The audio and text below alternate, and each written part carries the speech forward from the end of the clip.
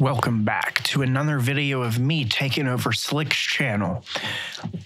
Yeah, this is just simply because our last podcast episode was not very great. The recording sucked. The audio was horrible. There were skips in places. And I did some edits to try to fix it up a bit with my voice like I am now, which I turned into a video last week. This video is recorded at the same date, but you guys will be seeing it sometime in March. About a month after or a little longer since Kanye West has released his first Vultures volume with Ty Dolla $ign.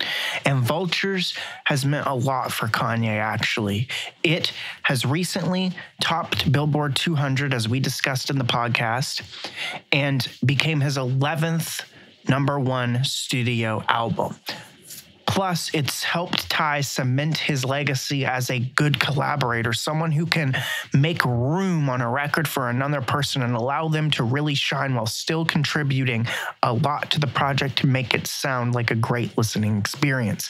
The features were also good, and it had some bangers on there.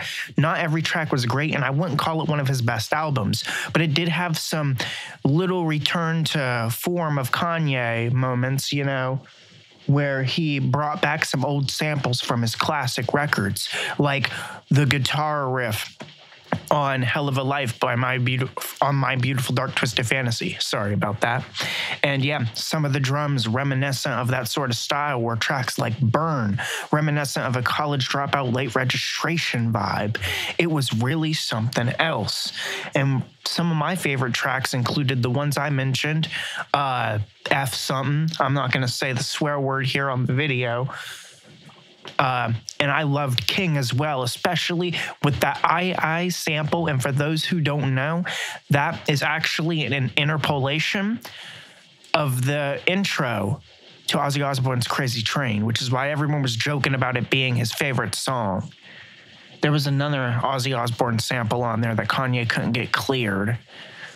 But with that said, I just wanted to mention those things and take a brief look at what this means.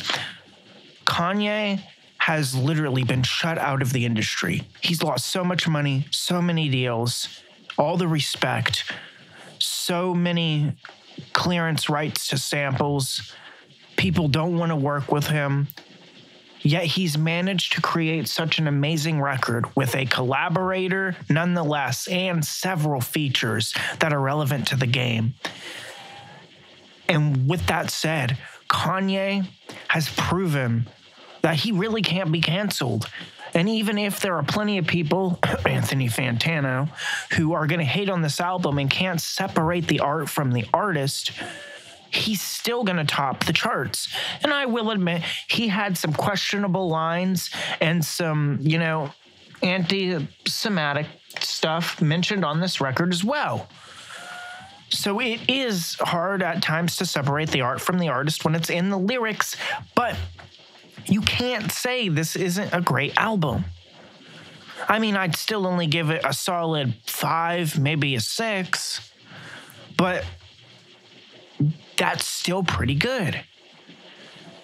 And this goes to show that cancel culture may not be as strong as people think it is, because at the end of the day, people are still going to listen to the music. Everybody was scared of cancel culture and acts like it's this horrible thing. And yeah, it can really hurt you. And it really hurt Kanye. It really did. But it can't stop Kanye, because even it has its limitations, and Kanye proved that with this album. Only 1 month after, and we are already seeing the effects of this. And I'll leave it there. For those who want to hear more information that Slick and I both had to discuss on this album, you can visit the KusherCast Season 3, Episode 4 or 5, and we'll see you in the next one. Stay zooted and keep it kusher.